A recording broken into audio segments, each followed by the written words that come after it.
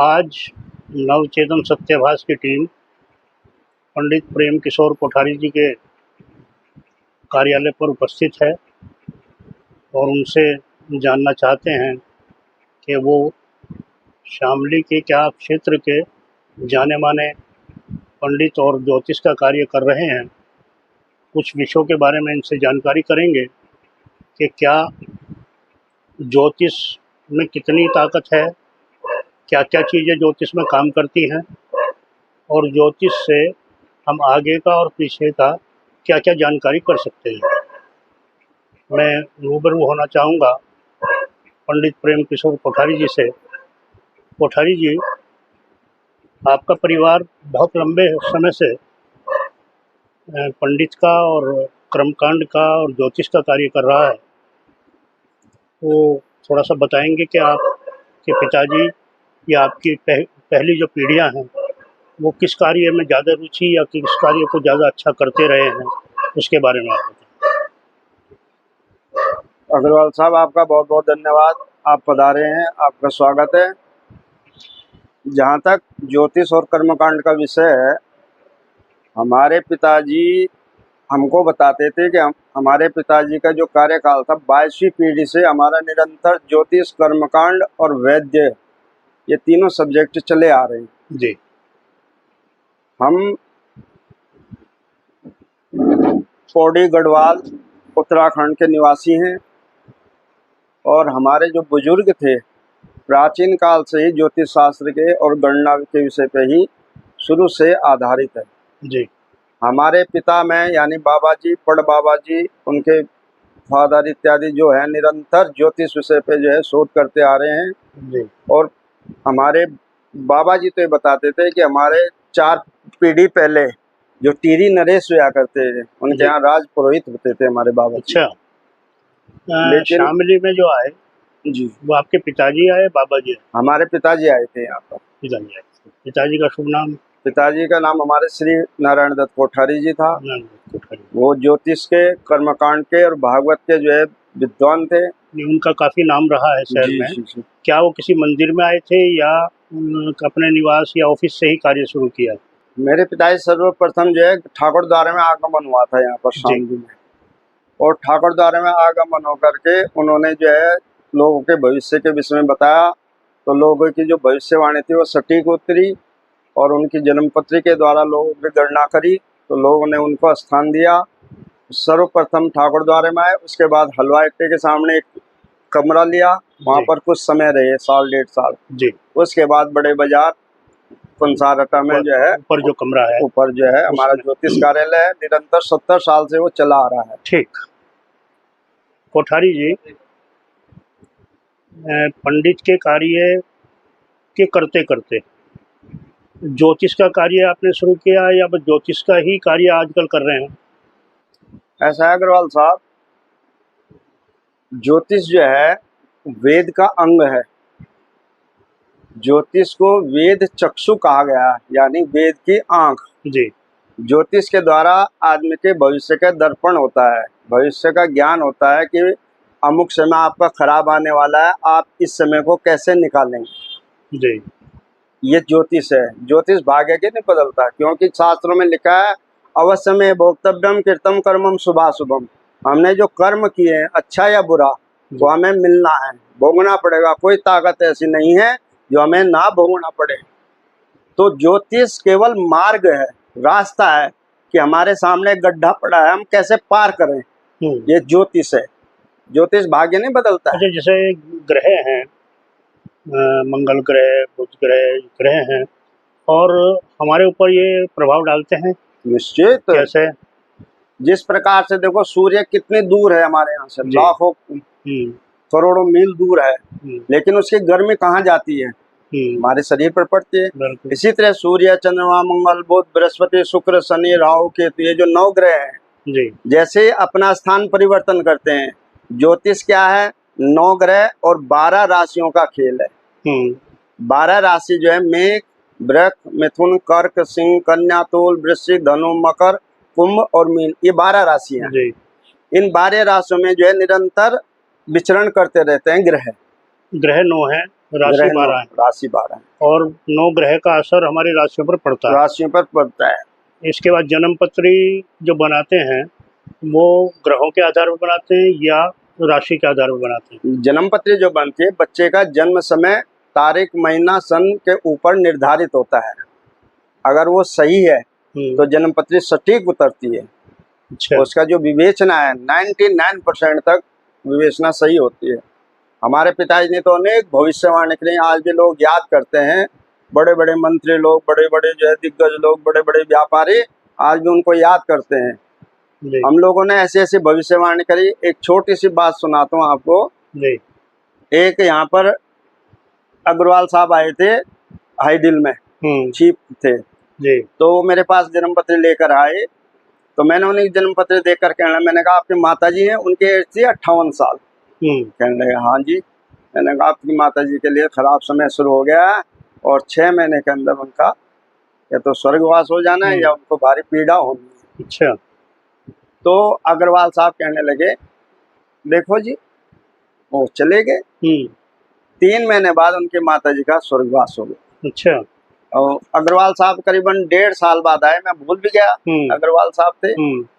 तो वो कहने लगे पंडित जी मैं आपके पास 6 महीने पहले आया था और आपने ऐसे ऐसे बताया था। मैंने कहा जी बताया होगा, और मेरी माताजी का देहांत हो गया। आप ये बताओ ये कि कहाँ पर लिखा है कि मेरी माताजी का देहांत हो रहा है? मुझको हंसी आ गई। मैंने कहा ये लिखा नहीं, ये ग्रह की विवेचना है, फलावट है उसकी। फलावट है। ज्योतिष में 2 मार्ग हैं, एक गणित है एक फलित है जी। तो गणित तो आजकल लोग कंप्यूटर से भी निकाल लेते हैं।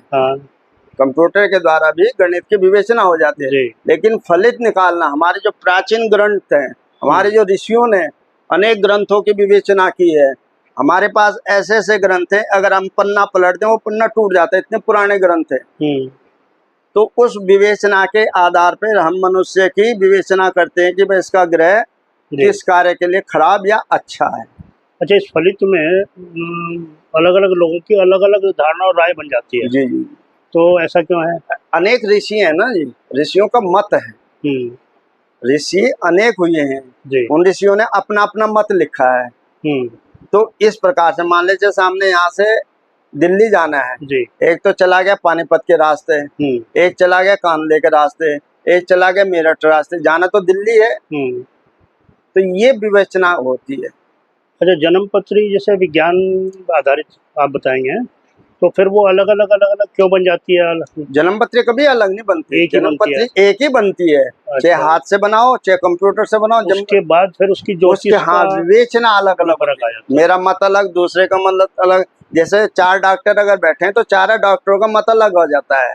इसी प्रकार से 4 ज्योतिषी बैठते हैं तो अनेक ऋषियों के मतांतर के द्वारा उनका मत अलग हो जाता है, लेकिन रिजल्ट एक ही रहता है कि वह अच्छा है या बुरा है जी। ये होता है। तो ऐसे में एक आम आदमी अपने आप को फंसा सा ठगा सा महसूस करता है कि जब वो किसी के पास जाता है और दूसरे से वही बात दूसरे से पूछता है तो भिन्नता पाती है, उसमें भिन्नता निश्चित मिलेगी। तो तब वो अपने आप को ये महसूस करता है कि मैं क्या करूं। देखो जी ऐसा है, ज्योतिष जैसे मैंने कहा ना, वेद चक्षु है, आंख है जी, तो वो दिखती है। मैंने मान लिया आपके विषय में ये बताया कि भाई आपका अमुक महीना खराब है, आपके सामने आ जाएगा कि खराब हुआ या अच्छा हुआ, तो आप प्रत्यक्षदर्शी हो जाएंगे। इसमें तो कोई कहने वाली बात ही नहीं है। तो आपको ये पता चल जाएगा भाई ये पंडित जी सही गणना कर रहे हैं या ये दूसरे पंडित सही गणना कर रहे हैं। अच्छा। ये प्रत्यक्षदर्शी हो जाता है। तो जिन लोगों की जन्म पत्री नहीं बनी है उनका क्या जानने का तरीका है? ज्योतिष शास्त्र में एक विषय आता है प्रश्न लगन जी, प्रश्न कुंडली भी कहा जाता है। प्रश्न कुंडली, जिस समय मान लिया आप मेरे पास आए उस समय का हम प्रश्न कुंडली बनाते हैं जी। उसके आधार पे उस व्यक्ति की गणना करते हैं। अच्छा। इसका लेकिन प्रश्न कुंडली में सबसे बड़ी विडंबना क्या होती है, वो लंबा समय नहीं बताते। जन्म पत्र तो जैसे मान लिया आज बच्चे जन्म हुआ, हम ये बता देते हैं ये इंजीनियर बनेगा, डॉक्टर बनेगा, नहीं पढ़ेगा, पढ़ेगा, जिद्दी होगा, सब लिख देते हैं उसमें। पूरी उम्र का बता देंगे उसका, लगभग मोटी बातें सारी निकल जाती हैं। लेकिन प्रश्न लगन 2 महीने 4 महीने 6 महीने मैक्सिमम बताता है, लंबा समय नहीं, क्योंकि ग्रह बदलते रहते हैं ना जी। तो गोचर ग्रह बदलते रहते हैं, उस वजह से जो है वो लंबा समय ज्ञान नहीं करा पाता।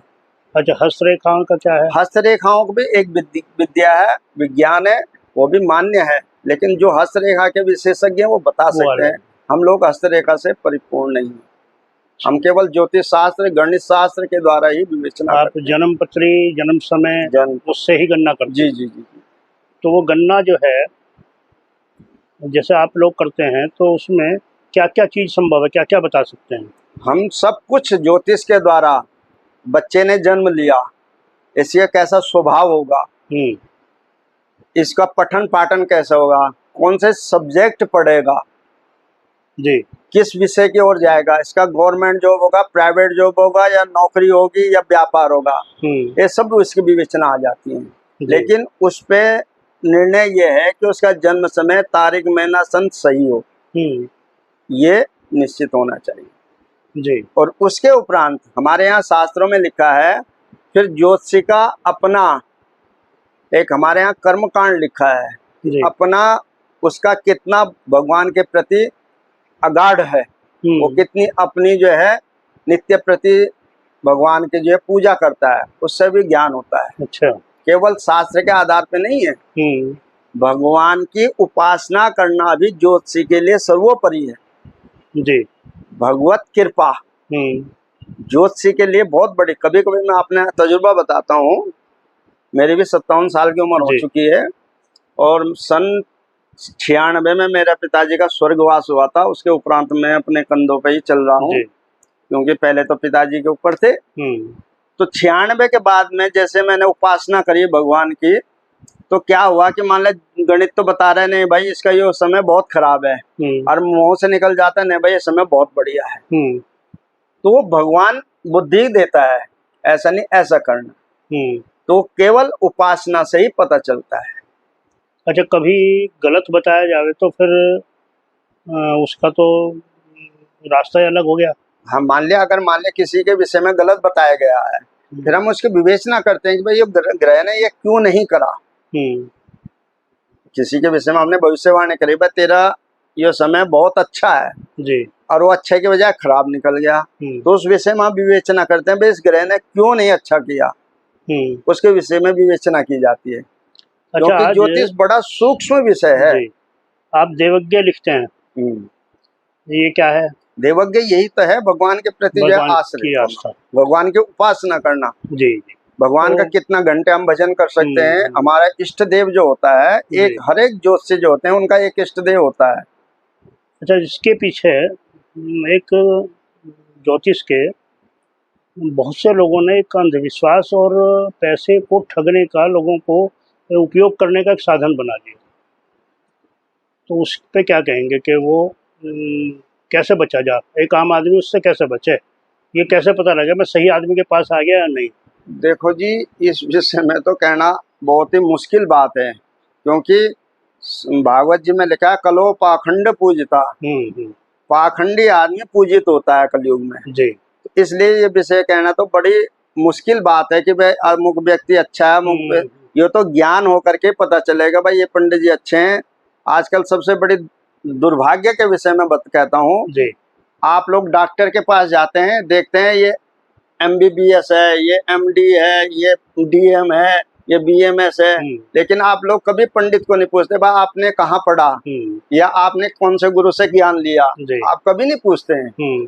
आप अपने आप पूजा करवाते हैं, कभी ये नहीं पूछते पंडित जी पजामा पहन के क्यों आए हैं आप, क्योंकि लिखा है स्नाता नित्य कर्मम कीर्ता नो महात्मी सा धौत वस्त्रम परिधाया स्थिर चेता प्रांग मुखम उदम मुखम व उपविश्या। धोती पैर करके ही कर्मकांड का अर्थोपार्जन होता है, चाहे यजमान हो चाहे पंडित हो जी। अब आप लोग इस विषय को नहीं कहते कि पंडित जी आप धोती क्यों नहीं पहन के आए, तो ये बड़ा दुर्घटना का विषय है। तो ये ज्ञान होना कि भाई आदमी के लिए तो पूजनीय है। मैं वहीं आ रहा हूँ ना, वो उसे धोती को कह नहीं सकता, वही तो दिक्कत है। परेशानी तो यही है, परेशानी का विषय तो यही है कि आप लोग सच को सच और झूठ को झूठ नहीं कह सकते। आप ये नहीं कह सकते पंडित जी ये नहीं है, जब एक बार ये तो साधारण विषय है जी, ये तो पंडित को खुद सोचना है, पंडित जी को खुद सोचना। अभी राष्ट्रीय विप्र विद्वत परिषद का एक मीटिंग हुई थी यहाँ पर, चरण सिंह बरात घर जो है जी, तो उसमें कम से कम 70-80 ज्योतिषी पंडित लोग आए थे जो कर्मकांड करते हैं, उस पे यही विवेचना हुई थी। कोई भी पंडित मंदिर में या किसी के यहाँ पूजा करना अगर पजामे में जाता है उसका बहिष्कृत करो। अच्छा। क्योंकि अगर एक पुलिस वाला साधारण वेशभूषा में जाता है तो उसको डांट दिया जाता है। अगर एक छोटा सा दीवान भी अगर अपनी वेशभूषा पहन के जाता है जो कहते हैं वे पुलिस वाला है। तो यही ब्राह्मणों का है, तो वेशभूषा होना परम आवश्यक है। आज हमने आपसे जो बात की है कि जनरल उससे बात रखी है, अगले किसी समय पर बहुत गहराई में आपसे ज्योतिष के बारे में, कर्मकांड के बारे में भी बात रखेंगे। आज के लिए सत्यभाष के साथ इतना ही। आगे किसी और वार्ता में आपसे और गहराई तक जाएंगे। धन्यवाद।